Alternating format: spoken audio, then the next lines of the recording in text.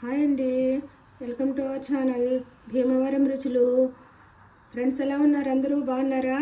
మేమైతే చాలా బాగున్నామండి. మీరు కూడా బాగుండాలని మనస్ఫూర్తిగా కోరుకుంటున్నాము. ఇవాళ చేయబోయే రెసిపీ అండి, బెండకాయ మామిడికాయ పచ్చిరొయ్యలు పులుసు పెడుతున్నానండి. ఇది ఎలా చేయాలో నేను చూపిస్తాను. ప్రాసెస్లోకి వెళ్ళే ముందు మా ఛానల్ని లైక్ చేసుకోండి. వీళ్ళే కొత్తగా చూసే వాళ్ళు అయితే సబ్స్క్రైబ్ చేసుకోండి. ప్రాసెస్ మొదలెడదామండి. స్టవ్ వెలిగించి పెట్టానండి. ఆయిల్ వేస్తున్నాను. ఇదైతే 3 స్పూన్ల ఆయిల్ అండి, చిన్న స్పూన్తోనే వేసాను. వేడెక్కింది. ఒక 4 పచ్చిమిర్చి, సన్నగా తరిగిన ఒక ఉల్లిపాయ,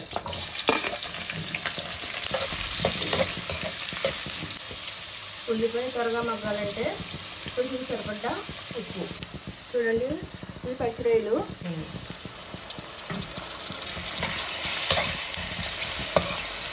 ఉల్లిపాయలు కొంచెం బ్రౌన్ కలర్ వచ్చాక పచ్చిరొయ్యలు వేయాలండి. స్పూన్ పసుపు. చూడండి, ఇది మసాలా అన్నమాట. అల్లం, వెల్లుల్లిపాయ, జీలకర్ర, ధనియాలు, లవంగ మొక్కలు 2 యాలక్కాయలు వేసి పేస్ట్ చేశాను. ఈ పేస్ట్ వేసేస్తున్నాను దీంట్లో.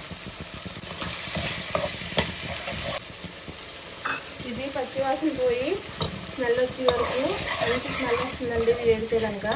అప్పటి వరకు మనం ఫ్రై చేసుకోవాలి. ఇది చూడండి, మసాలా వేగిపోయింది కదా, నూనె పైకి తేలింది, చూస్తున్నారు కదా. ఇప్పుడు దీంట్లో టమాటా ముక్కలు వేస్తున్నాను. ఈ టమాటా ముక్కలు కూడా కొద్దిగా మగ్గాలి.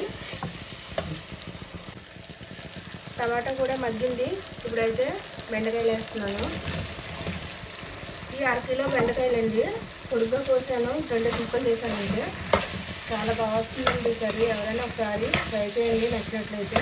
ఇది ఇలాగా కాసేపు బెండకాయ మగ్గాలి. మగ్గిన తర్వాత చూపిస్తుంది. బెండకాయలో వాటర్ ఎలా ఊరిందో. ఇప్పుడు బెండకాయ లైట్గా మగ్గిందన్నమాట. దీంట్లో చూడండి, మామిడికాయ గుజ్జు చేశాను. ఇది ఒక మామిడికాయ అన్నమాట, వేసేస్తున్నాను దీంట్లో. అలాగే 2వ మామిడికాయ ఏమో ఇలా ముక్కల కింద కోసాను, ముక్కల బలంగా వేస్తాను. ఈ పులుపు ఈ ముక్కలకి పట్టాలి.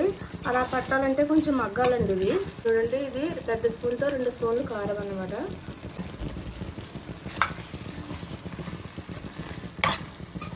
ఉప్పు, కారం, పసుపు అంతా మసాలా ఈ ముక్కలకి పట్టేలాగా కాసేపు సిమ్లో పెట్టుకోవాలి. ఇది ఈ పులుపు కూడా దీనికి పడుతుంది అన్నమాట, మామిడికాయ ముక్కలకి. చూడండి, ప్రాసెస్లో ఉండగా మనం దీనికి వాటర్ పోసుకుందాం, లేకపోతే బెండకాయ ముక్క విడిపోతుంది.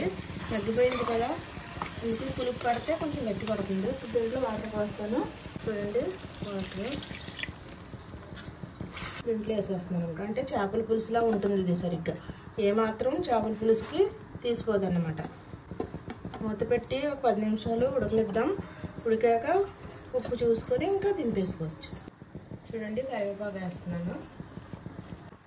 చూడండి, స్పైసీగా పుల్లగా బెండకాయ మామిడికాయ పచ్చిరొయ్యల కర్రీ అయితే రెడీ అయిపోయిందండి. ఈ కర్రీ చాలా బాగా వచ్చిందండి. మీరు ఒకసారి ట్రై చేయండి. మామిడికాయ ముక్క కూడా మెత్తగా ఉడికిపోయింది. ఈ కర్రీ నేను టేస్ట్ చేశానండి, చాలా బాగా వచ్చింది. మీరు ట్రై చేయండి. ఈ రెసిపీ కనుక మీకు నచ్చినట్లయితే లైక్ చేయండి, షేర్ చేయండి, సబ్స్క్రైబ్ చేయండి. పక్కన బెల్ ఐకాన్ క్లిక్ చేయండి. మీ ఫ్రెండ్స్కి షేర్ చేయండి. బాయ్ అండి.